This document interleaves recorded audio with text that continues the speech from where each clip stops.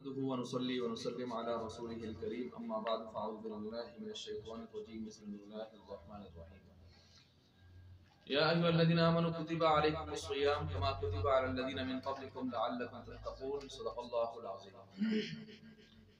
روزے اس امت محمدیہ پر رمضان کے فرض کر دیا گیا. اب آیا اس سے پہلی شریعتوں میں امتوں میں بھی روزوں کی کوئی صورت تھی یا روزے صرف اور صرف اسی امت پر آئے؟ تو جواب یہ ہے کہ پہلی امتوں میں پہلی شریعتوں میں بھی روزوں کا تصور تھا، بلکہ آسمانی مذاہب تو آسمانی مذاہب ہیں، غیر آسمانی غیر سماوی مذاہب میں بھی ہمیں روزوں کا تصور نظر آتا ہے. وجہ یہ ہے کہ روزے صرف عبادت سے ہی متعلق نہیں ہیں، اس کے طبی اور صحت کے اعتبار سے بھی بہت زیادہ فوائد ہیں، اور اس پر بھی علماء نے مستقل کتابیں لکھی ہیں. تو مثلا اس میں یہ بھی ہے کہ کینسر کا علاج بھی اس روزے سے کیا جاتا ہے، کہ اس روزے کے ذریعے وہ انسان کے جسم کے اندر جو کینسر کے چانسز ہوتے ہیں ان کو کم کرنے کے لیے یا ختم کرنے کے لیے ایک خاص مقدار تک وقت تک انسان کو بھوکا پیاسا رہنا ہوتا ہے، اور جو مقدار وہ اس میں مطلوب ہے تو سال میں 1 مہینے کے روزے اس کو کفایت کر جاتے ہیں. چنانچہ اس حوالے سے بڑی ریسرچ جو ہے نیٹ کے اوپر موجود ہے. خیر وہ الگ ایک موضوع ہے. تو روزے پہلی شریعتوں میں پہلی امتوں میں اس بات کو بیان کر رہا ہوں. چنانچہ آدم علیہ السلام جو اس کائنات کے پہلے انسان اور پہلے پیغمبر اور رسول ہیں، تو وہ بھی ایام 20 کے روزے رکھتے تھے، یعنی جو چاند کے مہینوں کے 13 14 15 یا 15 16 جو ہے 13 14 15 یا 14 15 16 یہ جو درمیان کے روزے یا اس ترتیب سے وہ روزے رکھتے تھے ایام 20 کے.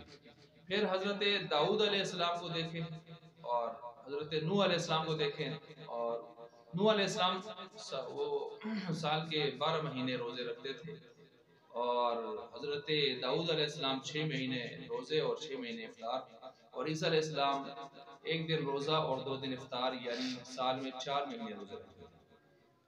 اور آپ علیہ السلام کا جب دور آیا تو آپ علیہ السلام نے آپ کو روزے بھی نماز جیسی عبادت کی طرح بہت زیادہ محبوب تھے.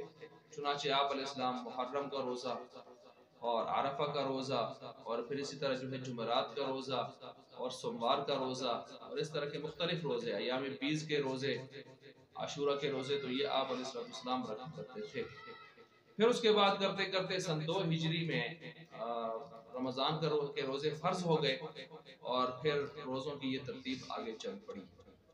تو بہرحال اسی طرح ہم ہندو دھرم میں دیکھتے ہیں جو غیر آسمانی مذہب ہے، اس میں بھی ہمیں روزوں کا تصور مل رہا ہے، بلکہ اس میں تو روزے میں تو پھر ایک حد تک انسان بھوکا پیاسا رہتا ہے. اس میں تو وہ اس سے بھی زیادہ اوقات میں اپنے آپ کو بھوکا پیاسا رکھ کے اپنے آپ کو وہ گویا نفس کشی کے سلسلوں میں وہ مصروف نظر آتے ہیں.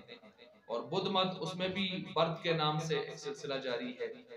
اور اسی طرح یہود و نصارہ اور یونانیوں کے اندر، یہود و نصارہ تو چلیں آسمانی مذاہب والے ہو گئے، یونانیوں کے اندر بھی ہمیں اس روزے کا تصور، پارسیوں کے اندر بھی ہمیں اس روزے کا تصور نظر آ رہا ہے اگر ہم تاریخ انسانی کا مطالعہ کریں. تو بہرحال روزوں کا یہ سلسلہ پہلے سے، اسی وجہ سے قرآن کریم نے کہا یا ایھا الذین آمنوا، اے ایمان والو کتب علیکم الصیام، تم پر روزے فرض کر دیے گئے.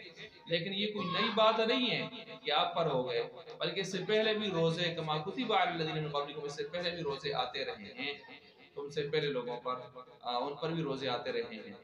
لعلکم تتقون، اور اس روزوں کا مقصد پہلا بتا دیا کہ تمہارے اندر تقوی آ جائے. آگے چل کے فرمایا لعلکم یرشدون، رشد و ہدایت آ جائے. درمیان میں فرمایا لعلکم تشکرون، کہ تم شکر گزار بن جاؤ. بہرحال یہ روزوں کے حوالے سے چند باتیں تھیں کہ پہلی امتوں پہلی شریعتوں میں بھی اس کا ثبوت مل رہا ہے.